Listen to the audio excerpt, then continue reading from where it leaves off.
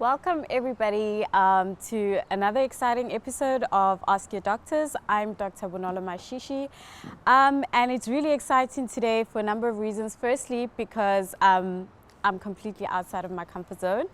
But two, the guest that we have for you today is someone who's going to give you something very insightful about a topic that a lot of us really shy away from. So I'm hoping that you get comfortable with us. As you can see, the setup is very relaxed and chilled because we want you to feel at home and to engage with us. Be comfortable, don't shy away from whatever you may be thinking. So joining me today is my co-host, Dr. Thabile. She is an expert in this area. She's going to ease your mind and she's just going to make you feel at home about whatever you may be afraid to ask wherever you may be it your doctor, your friends, your partners. So welcome, Dr. Thabile. How are you? Hi, Dr. Mashishi. Thank you for having me. It's good to have you here. So maybe you can do the honors for us and introduce the topic for us. Tell our guests what you bring to the table today. Okay, today we're going to talk about sex. Today we're going to talk about sexuality, sex between same-sex sex, okay? And we're going to talk about sex between people of different genders. So we're just going to try and make ourselves comfortable around the topic of sex. I think people also need to get comfortable with saying it as well. That's so true. Yeah, sex, guys. Absolutely. Okay, so maybe let's just open up and talk about, you know, what are the secrets to a healthy sex life? What do people need to do? Like you just said now, talking about it, being comfortable about talking about it, because I've noticed a lot of people, especially doctors as well, are not comfortable about actually even just saying sex. I'm one of them. Yeah, if you can't even say sex, so if your patient comes into your consulting room, then you need to help them. You can't even help them because you yourself cannot say sex. So we just need to be comfortable about talking about sex. And talking about sex doesn't mean being inappropriate, because when we talk about sex, sometimes we tend to be inappropriate. We tend to say things that are not, and we can't say in public. So say, like discussing your personal sex life in public, but we can share about sex actually to help other people learn a lot about sex. So I think it just boils down to being comfortable. When you're comfortable around the subject, it makes it easy to actually have sex, healthy sex.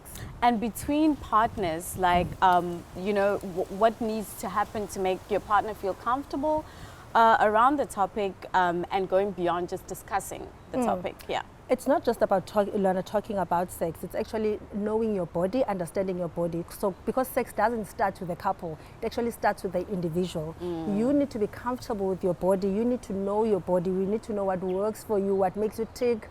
You need to know yourself very well so that if you come into this relationship, to the sexual relationship, then at least you're not expecting the other person to actually offer you something you actually, because a lot of people actually complain that they don't enjoy sex, but they actually don't even know what works for them, which part makes them tick, what makes them tick. It's a matter of understanding yourself. Then when it comes to being a couple, then at least you start sharing. You start talking about this works for me, this doesn't work for me. And when you go into having a sexual intercourse, it is very, very, very important to talk about it. We don't just jump into bed. We talk about it. We discuss what you expect, what will work for this person, what will not work for the next person, which I feel like it's a very important thing, so that not when during the sexual intercourse, you don't find yourself stopping someone because you are comfortable with penetration, but you're not comfortable with oral sex. So those are things, if you can't talk to someone about those things, you can't have sex with that someone. Communication is key, right? So why is it important to actually have a healthy sexual experience and a healthy sexual life? A healthy sexual life it's actually way more than just sex. We know that having sex is actually very healthy for us. It actually works wonders for us for relaxation.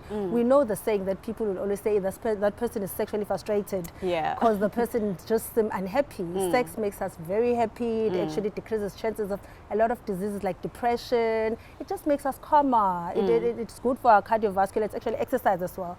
It's good for our cardiovascular system. It makes our immune system a bit stronger. So in a way, you are exercising while you're having fun. You get all the exercise benefits while you're enjoying yourself. And I mean, we live in very stressful times. There's a lot of issues, mental issues, you know, we're running around trying to catch a breath. So really adding this to our so-called schedules, it really is beneficial. And I'm glad you've highlighted the benefits of having a healthy sexual life. So now we've spoken about, you know, a sexual relationship. What about the people who are not in relationships and they are single? You know, we've heard about, you know, the things that could go wrong when you're not having sex. Can it be unhealthy not to have sex? Not having sex actually goes in two ways. There are people that are abstaining because they chose to abstain, which is a very emotionally building exercise.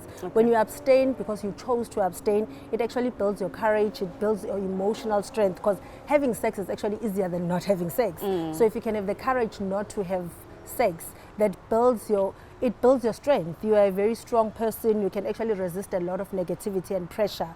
On the other side, if you're not having sex and it's not out of choice, it's out of circumstances. For a lot of people, they become depressed. It comes with a lot of negative vibes.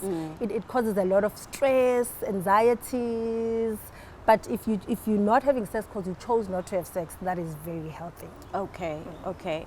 And so what then would someone in that situation need to understand, or what needs to happen for that particular individual? Yeah, if you're not having sex because of circumstances, you don't have someone to have sex with, there's a lot of other ways of enjoying yourself. You need to know, like when you are single, and it's not out of choice, and you still wish to have sex, that's a perfect time to actually know and understand your body. That is the time to learn things that make you tick, because when you learn to touch yourself, when you learn to feel yourself, when you'll actually tend to enjoy sex even more later on, and you become comfortable with yourself. When the time presents that you are able to engage in sexual activity, you will know what you want, you will know what makes you work, but then it will help you enjoy sex even better. So in other words, not having sex is not a curse, but really it's an opportunity to get to know yourself. I love it. And let's talk about sexual compatibility, because that becomes an issue for a lot of couples. You know, sometimes you have someone who's wanting too much and somebody who's wanting too little. And let's maybe perhaps talk about the people who want it too much. What are the potential downside of having way too much sex? Is there such a thing as too much sex? Yeah, it goes two ways. Most people get worried that they're having too much sex because they're having 4 or 5 times a week. When you're having sex and it doesn't interfere with your normal life, you can still go to work, you can still function normally. That doesn't count as too much sex, and you're still enjoying it. But it becomes too much sex when you are not enjoying it. So there's no number attached to it. It's just a matter of you not enjoying it at that point, feeling like it's work when it has to be done and you don't enjoy it, and it starts interfering with your normal life. It gets to a point where you get to work late, you don't spend time with your friends, you're always indoors because you want to have sex. Then it becomes a problem. But when you have sex 20 times or whatever times a day, a month, as long as it still doesn't interfere with your normal life and you're still enjoying it and your partner is enjoying it, it's not too much sex. So sexual addiction is actually a thing? It's a thing. It's a thing. Because I mean, I've been seeing a lot of rounds on social media about a particular celebrity internationally where, you know, having too much sex is now become such a huge problem for this individual. And so the other side, then maybe if we flip it, what is the downside of having way too little? I mean, you've spoken about the benefits. Yeah, the problem is there's a lot of people going around with low libidos who just do not have sexual desire. They tend to shy away from having sex. We know in couples, women particular, they tend to have low sexual desire, resulting in them faking headaches and stuff to avoid sexual encounters. It is a problem that is there because of medical issues, and it can be something that's there just because of emotional trauma. Sometimes, let's say your partner cheats on you and you find out and you end up comparing yourself to the other person that they cheated with, or else the emotional damage that occurs secondary to the cheating or whatever event that happens, some people will tend to just not want to have sex. And if it's a medical problem, if you have low sexual desire, you're not interested in sex at all, it is very important to actually seek medical help before you reach any conclusion, because most of the time it's actually just hormonal issues. That's something that can be easily corrected and you can have normal sexual desires. And I ask this because it's coming obviously from our audience from social media, and obviously this is a common question that people struggle with. But if we talk about low sexual drive, are there moments where it can be periodic, you have it, or can it be indefinite where you really are just in that state for a long period of time? Okay, low libido can actually go two ways. It can be from anxiety problems, or it can be a medical problem where you have low testosterone. When you have anxiety problems, it means you're going through something in life. Then during that time, you might struggle sexually, you might struggle with low libido, you might struggle at some point. But if you have a hormonal problem, then it's a completely different issue. Unless you sort out the hormonal issue, you will struggle with low libido. So, and I like that, because you really emphasizing the notion that sex starts outside of the bedroom. It really starts way before we even enter that space. So you need to make sure that you're well checked. Everything, your relationship, the quality of your life, your relationship, everything is in check. So another question from our audience is regarding exercise. Exercise, does it improve the quality of your sex life? It definitely does. Exercise is a very important thing when it comes to sexuality for both males and females, but males in particular. The reason is that if you exercise and you're healthy, you tend to burn the fats, and we know that fats cause estrogen, and you don't want males to have estrogen, because the moment they have estrogen, their testosterone will drop, resulting them in having low libido and other erectile dysfunction. But besides that, we know that most of the problems in the bedroom are caused by vascular problems, and we know that exercising will actually decrease your risk of developing cardiovascular problems, which means you have lesser chances of developing erectile dysfunction. So what kind of exercises would actually improve cardiovascular? I mean, you said sex itself. Yeah. Yes. Like doing your basic cardio will go very far for you sexually. And another form of exercise that plays a big role in the bedroom is Kegel exercises, when you actually just exercise your pelvic floor. When you're exercising your pelvic floor, we all believe that Kegel exercises are for females, to make females tighter. Kegel exercises are everything to males. Okay. Males will struggle with premature ejaculation or other forms of problems in the bedroom. They need a strong pelvic floor, because the moment your pelvic floor starts being weak, that's when you lose your control on when you ejaculate. So if they build on their pelvic floor, they're building on their sexual wealth. I like that, because I mean in some relationships there is like this false notion, if I can say that, and you're almost debunking that, that certain acts need to be performed by certain. So it's about what you bring to the table, and it's really what you're emphasizing. I mean, Kegel exercises, we both need to do it, so we both need to bring equal amount of effort to the party, to the table, in order to make it work. Love that. So now let's kind of take it up a notch. People have this thing of like sex is a performance thing. It's a performance sport. You can say that, and I speak behalf of the males. I hope I'm not offending anyone. And there's a lot of emphasis on how long the round can go for and how many rounds. So what's the scorecard and what's normal? Yeah, one thing about sex, there are no rules to time. There's nothing like that. But the most important thing is that a round, what we call a round, is actually enough when the two partners are satisfied. When the female has had an orgasm and the male is happy with the actual sexual intercourse, that's when there's no time limit to it. We know though that if you ejaculate before you desire to ejaculate, then it's a problem. But if you can control your ejaculation, there's no time factor. If both parties are happy, there's absolutely no time factor. There are people who go around and say their rounds last for an hour. Not true. They're lying. Not true. Don't tell lies, guys. Yeah. So the other question that people always, I feel like we're in a sports bar now with one of the guys, and just have insights on all of that. quantity versus quality. Does it matter? Is it a thing? Is it important? Yeah. Obviously, every time you go, you have a sexual intercourse. You want to get the best out of it. It's not just a matter of two people taking out their clothes and penetration. You want to get the emotional bonding. You want to benefit fully. So it's all about quality, never quantity. Always quality, quality, quality. Quality, guys, quality. But practice makes perfect. If you get quantity, you become better. Okay, so it's like the best of both worlds, like Albany bread. Okay, cool. And so there are some problems, obviously, and this is probably why we're having this discussion, starting initially in what is normal and what is healthy. But on the flip side, there are people who experience very unhealthy experiences. One of it has to do with age, you know. As we grow older, sexual activity, the sexual drive actually changes. It goes down. Is it the same for men that, you know, they experience this? I mean, in women, it's noted that in menopause, they will experience some sort of change. Yes, actually males go through this more than females, because we know that when females, when they age, they become dry, you use lubricants and it's sorted. Yeah. But with males on the other side, we know when males hit 40, that's when their sexual issues start. Because at 40, their testosterone level is actually sitting at 50% of what it was when they were 18. So it means with most of them who didn't peak that well at 18, it means they're already in trouble at that time.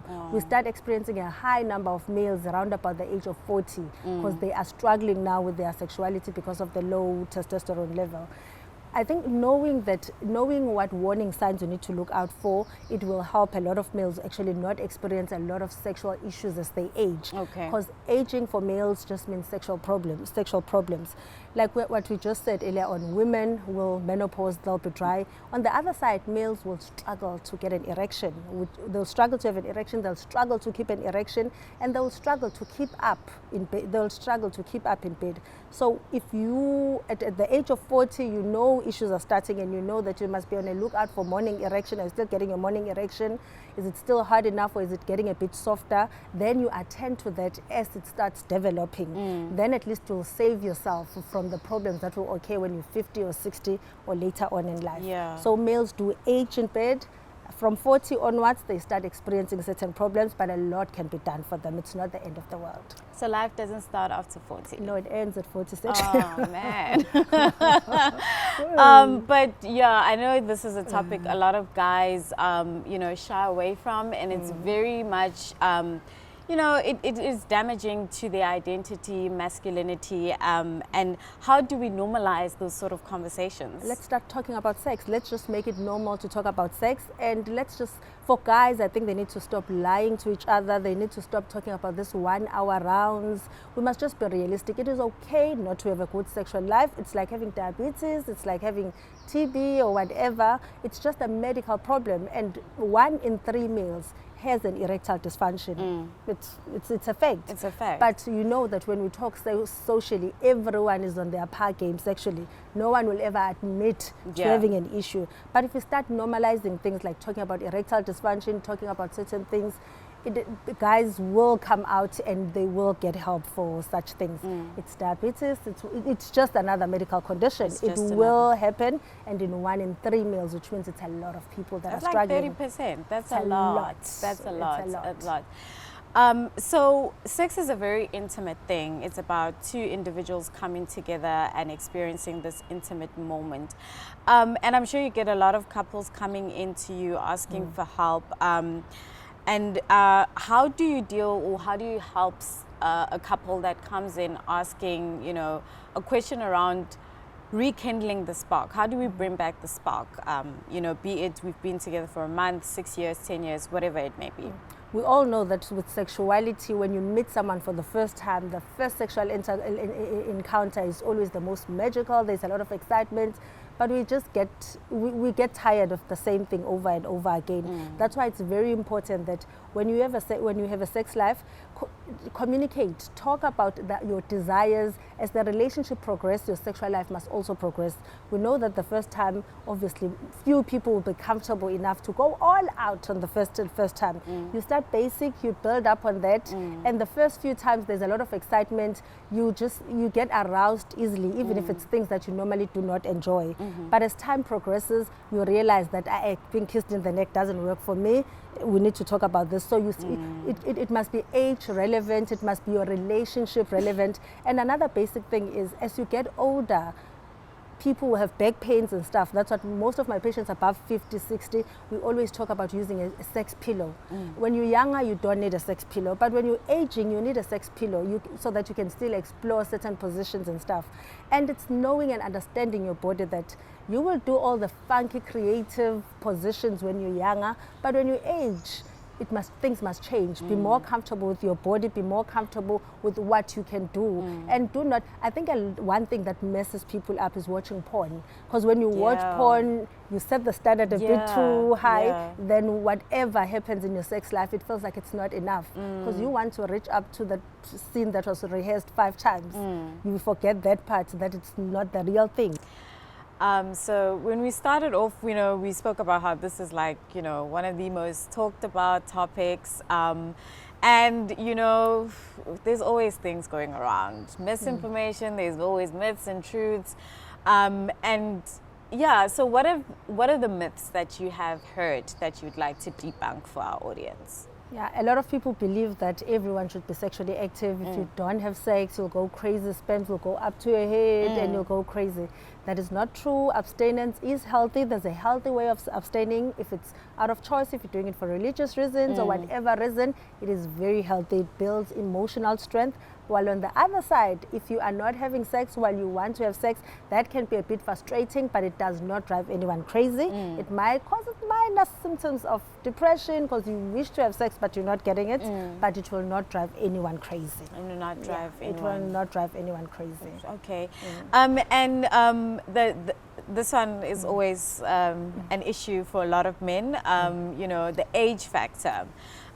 Is there a time limit, age limit, if I can say that, when you really need to just, pack the bags? One thing about males and sex is there's a belief that women will menopause, but males will go on forever. There's no such thing. Males do have their form of menopause, which we call andropause, where their hormones, their testosterone level go down and they actually have less sexual desire. They do not have the urge to perform. But fortunately, there's so much available. You can replace the testosterone so that you get back your desire and continue with your sexual activity.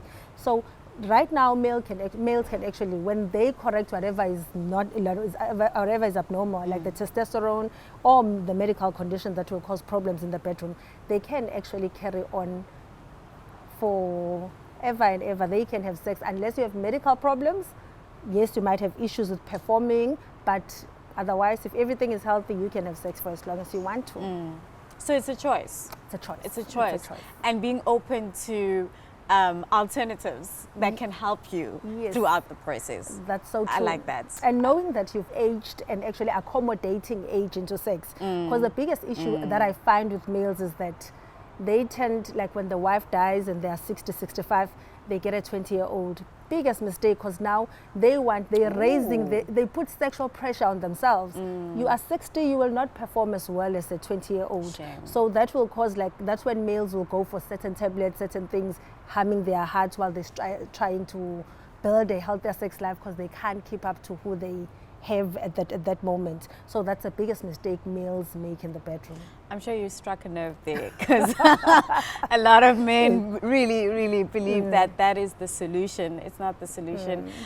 So what are the tips that maybe we can share with our audience regarding sex, developing the sexual relationship, keeping it healthy, and also we're in a culture where sex is not as conventional as maybe something we grew up being taught or what was considered traditional and cultural. How does that also play into the sexual culture now? Yeah, unfortunately, more especially our culture as African people, sex is something that we never talk about. Like even when someone goes to get married, they just told that you must like submit to your husband. No one says anything about you enjoying sex. No one says anything about you actually being part of the sexual life. You just sent to be an object to submit to your partner. But fortunately enough, now people are becoming more open-minded about sexual things. People are discussing sexuality. Parents are actually teaching their kids very earlier on about sex.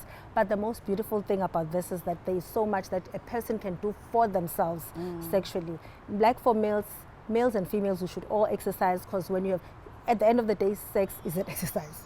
So if you are fit, you will be fit in the bedroom. You will actually go far. You will do more. You'll have energy for the next round if you're just physically fit. And you'll have less chances of actually developing cardiovascular problems, which will cause erectile dysfunction and other problems in the bedroom. And number two, taking vitamins. We underestimate the importance of taking supplements. By that, like most males, like in the current time, we're hardly exposed to the sun. And vitamin D is a very important part in actually in testosterone formation. So most males stay indoors most of the day, so they need to supplement things like vitamin D, folic acid. Those are things that almost every male should be supplementing to improve their game in the bedroom. And things like smoking, excessive alcohol drinking, as much as it harms the heart, definitely harms your private parts as well. You will have issues in the bedroom if you do not sort out those things appropriately. Yeah. So I have a question that, you know, I've also just encountered just generally in the socials and stuff. Polygamy versus monogamy, and, you know, how that fits into people's sexuality, healthy sexual lifestyles. That's a difficult one, because I always, like with my few patients that are in polygamy arrangements, I always try to figure out how does it work. Like, do you have a timetable, or does the person actually says they wish to have sex that day and you come to them? How does it work? It becomes a very complicated issue, and the more the wives, the more disadvantaged they are, because it means that no one has sex every day for the rest of their lives. And let's say you have 5 wives. You only see, I assume you see your wife once a week.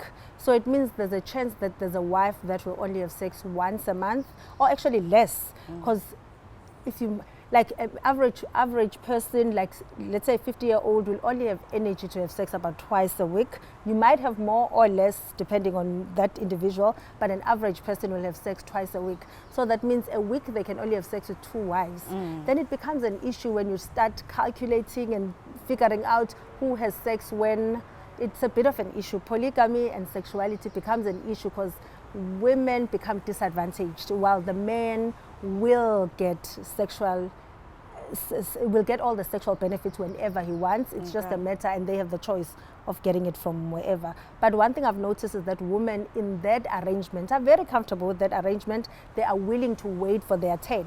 So if it works in that sense, then it's fine, because at the end of the day, sex is a very personal thing. What works for person A doesn't have to work for person B. So if you have sex once a month, it might work for you and you are fine and you are comfortable with it, while other people have an issue with not having sex 3-4 times a week. So I think when a woman decides to go into a polygamous situation, think of things like that, of your sexuality. Are you going to be satisfied? Are you fine with having sex once? And don't think you'll have sex once a week when it's your turn. You won't have sex once a week, because no person has sex every day. Just put all those things into consideration. Because it is, sex is a big part of any marriage, any relationship. So I really like that, and it sums up really pretty much everything that we're talking about. Do what works for you. Be comfortable with what works for you. It's not about the number. You know, your friend may be doing an hour around, which we know is not true, but be comfortable with what your abilities are, and always aim to improve, because you can, you know, exercise, use the right lifestyle, you can always get better, and in every way you will get better. So thank you for having this conversation. I really enjoyed it. This was certainly not not a comfort zone. It is not my comfort zone at all, but I really did take away some key points that I hope everybody got to learn. Everybody enjoyed the show. And if you have more questions for Dr. Zwane, where can they ask you? Where can they find you? I'm available on social media. On Facebook, I am The Blue Clinic by Dr. Thabile. Instagram, I am the.blue.clinic. Okay. Yeah, then I just started a YouTube channel, and it's The Blue Clinic by Dr. Thabile. Okay. And also don't forget that Dr. Thabile is also available on our website. If you just go onto the website and click Find Your Doctor tab, she will be there. Her details will be there in case you didn't catch her. And also, if you're a brand who's looking to collaborate and you feel we are well aligned with you, more than happy to reach out. You can DM via Instagram or Facebook, or drop us an email. And this would be the end of the episode. Thank you so much for joining us today.